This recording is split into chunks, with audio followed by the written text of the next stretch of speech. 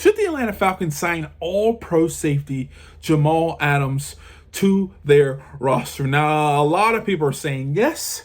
A lot of people are saying, heck no, we don't like that guy. Regardless of what you believe, in this video, I'm going to give you the potential pros and cons for signing Jamal Adams. Now, regardless of what you say, Jamal Adams can ball, which leads me into the pro side of this signing. Number one, you add two all-pro safeties. You'll have two all-pro safeties on your team. Jamal Adams with Jessie Bates is a force to be reckoned with. And I think if you can get those two guys on the same team, it will be elite. Which leads me into my second pro. Not only is Jamal Adams a Pro Bowl safety, but he can make plays on the back end, make plays all over the field.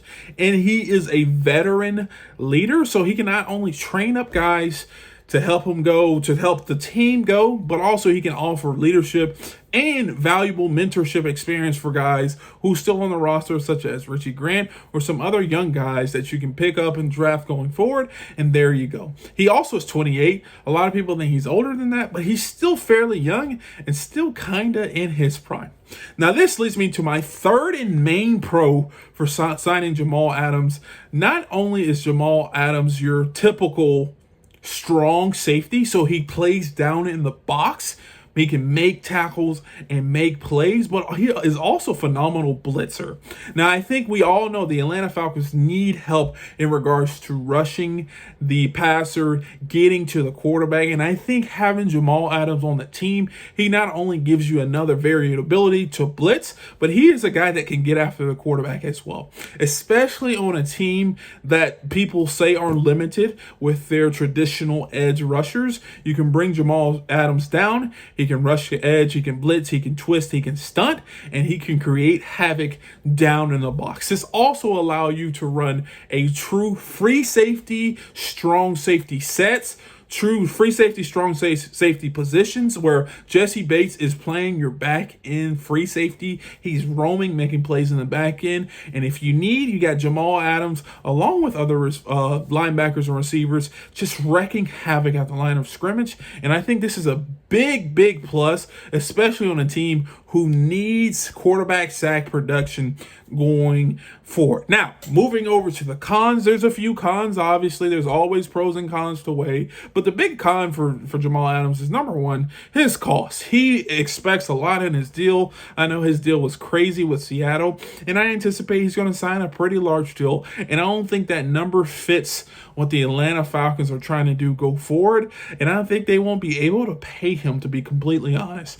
Number two, like I said, it kind of fits into the deal thing, but is this where we need to invest in for the Atlanta Falcons? Not only do we have Jessie Bates to a major contract, but do we need to sign Jamal Adams to a major contract as well? That means majority of your money in defensively will be held up by two safeties, and I think there are other cheaper options on that team that will basically help the team thrive and go forward. So I don't know if they're willing to pay that large deal.